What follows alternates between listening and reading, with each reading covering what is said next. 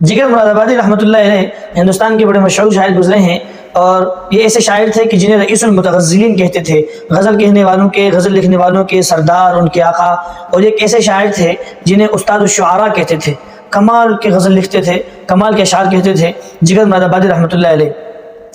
हज़रत थे तो मुसलमान, लेकिन शराब की बड़ी आदत थी, बड़ी गंदी आदत थी। एक शराब पीते बहुत ज़्यादा थे, और एक दूसरी बात यह है कि सरेआम भी पीते थे, पीते भी बहुत ज़्यादा थे, और दूसरी बात के सरेआम भी पीते थे।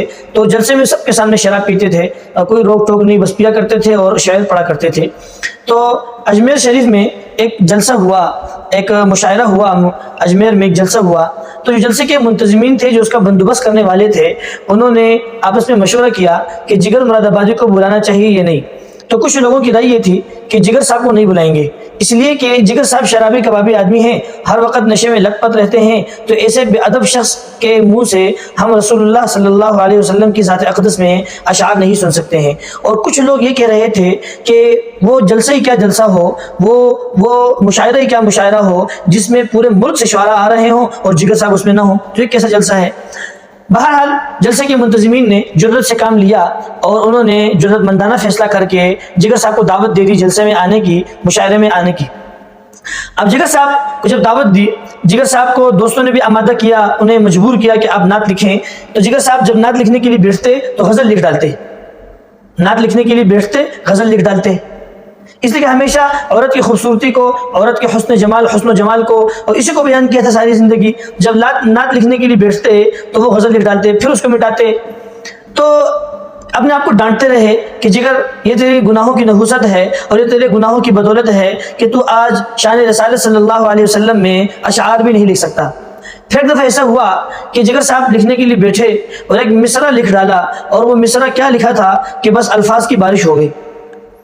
वो इस तरह एक मिसरा लिखा कि एक रिंद है या मिदहत सुल्तान मदीना, एक रिंद है या मिदहत सुल्तान मदीना।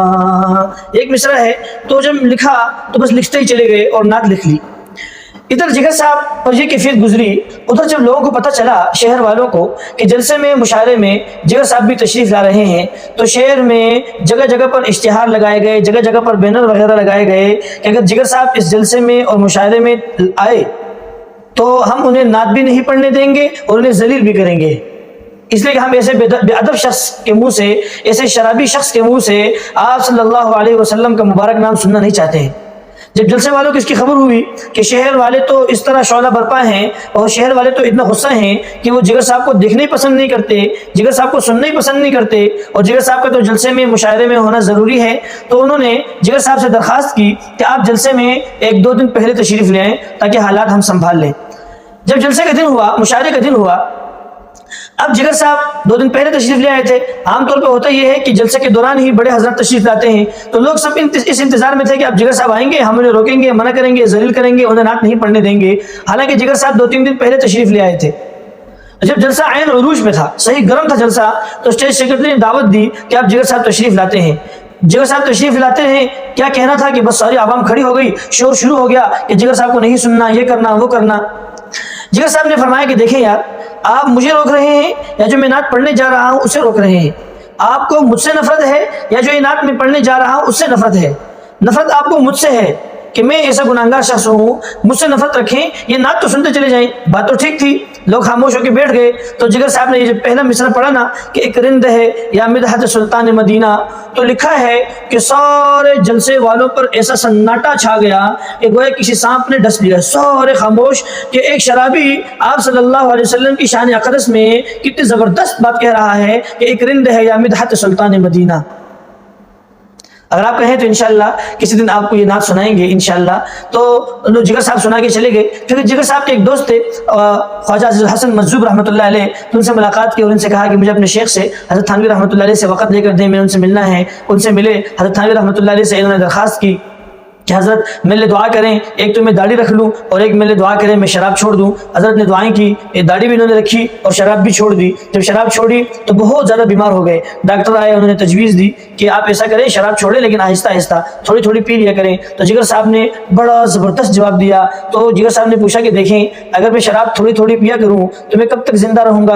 انہوں نے کہا کچھ برس۔ تو جگر صاحب فرمانے لگے کہ یہ زندگی کے کچھ برس میں اس بیماری کی حالت میں اور اللہ کی خوشی کی حالت میں گزار لوں، یہ بہتر ہے اس بات سے کہ میں زندگی کے کچھ برس شراب پی کر اللہ کے غصے کی حالت میں گزار دوں۔ بس یہ ایک اخلاص تھا اور یہ بات دل کی گہرائی سے نکلی تھی، تو اللہ تعالیٰ نے ان کو صحت بھی دی اور بالکل جو ہے وہ ٹھیک ہو گئے۔ پھر جگر صاحب نے داڑھی رکھ لی، پھر لوگ جگر صاحب کو دیکھنے کے لیے آتے تھے کہ جگر صاحب نے شراب چھوڑ دی، داڑھی رکھ لی۔ تو پھر جگر صاحب نے ایک شعر کہا، چلو دیکھ آئیں تماشا جگر کا، چلو دیکھ آئیں تماشا جگر کا، سنا ہے وہ کافر مسلمان ہو گیا۔ تو جگر صاحب یہ شعر پھر لکھا جگر صاحب نے۔ ایک دفعہ ایسا ہوا کہ جگر صاحب ایک تانگے میں بیٹھے ہوئے تھے اور تانگے والا بار بار یہ شعر پڑھ رہا تھا، چلو دیکھ آئیں تماشا جگر کا، سنا ہے وہ کافر مسلمان ہو گیا۔ بار بار یہ پڑھ رہا تھا۔ تو کچھ دیر بعد تانگے والے نے سنا کہ پیچھے سے کوئی زارو قطار ہو رہا ہے، تانگے میں بیٹھا ہوا ہے۔ جب پیچھے دیکھا کہ یہ بابا جی کیوں رو رہے ہیں تو دیکھا کہ وہ جگر صاحب خود تھے۔ تو دوستو حدیث میں آتا ہے ان اللہ لا ينظر الى اجسامکم ولا الى صورکم، اللہ تعالیٰ تمہارے جسموں کو نہیں دیکھتے کہ تمہاری طاقت کتنی ہے اور تمہاری چھاتی کتنی ہے تمہاری، اور جو ہے تمہارا قد کاٹ کتنا ہے، ولا الى صورکم، تمہاری صورتوں کو بھی نہیں دیکھتے کہ تمہارا چہرہ کتنا حسین ہے، تمہارے بال کیسے خوبصورت ہیں، تمہاری عینک کتنی خوبصورت ہے، تمہاری ناک، تمہارے دانت، تمہارے یہ تمہارا وہ کتنا خوبصورت ہے۔ اللہ ان چیزوں کو نہیں دیکھتے، اللہ جو ہے ہمارے اعمال کو اور ہمارے قلوب کو دیکھتے ہیں، دلوں کو دیکھتے ہیں کہ یہ آدمی جو یہ کام کر رہا ہے یہ کس کے لیے کر رہا ہے، اللہ کے لیے کر رہا ہے یا غیر اللہ کے لیے کر رہا ہے۔ پھر اللہ اس حساب سے بدلہ دیتے ہیں۔ بہت سے دفعہ ایسا ہوتا ہے، حدیث میں بھی واقعات آئے ہیں کہ کافر شخص کوئی ایسا کام کرتا ہے، دل کی دیکھو خیرات اور جو ہے غریبوں کی مدد کرنا اور راستے سے تکلیف دہ چیز ہٹانا، یہ تو کافر لوگ بھی کرتے ہیں اور اچھے کام ہیں، لیکن کچھ کفار کچھ کافر اچھے کام دل کی اس گہرائی سے کر لیتے ہیں کہ وہ اللہ کو اتنے پسند آ جاتے ہیں ان کے کام اور ان کا وہ اخلاص کہ اللہ تعالیٰ ان کو توبہ کی توفیق عطا فرما کر ان کے لیے مغفرت کا بہانہ بنا دیتے ہیں۔ ایسے کچھ مسلمان کچھ کام ایسے کر لیتے ہیں کہ وہ اللہ تعالیٰ کو اتنے پسند آ جاتے ہیں کہ اللہ تعالیٰ ان کے لیے توبہ کا دروازہ کھول کے ان کے لیے مغفرت کا بہانہ ڈھونڈ لیتے ہیں۔ تو یہ تھا حضرت جگر صاحب کا واقعہ۔ تو دعا ہے رب العزت سے اور رب ذوالجلال سے کہ اللہ تعالیٰ ہمیں ایسا بنائے کہ ہم اس کو پسند آ جائیں۔ آمین۔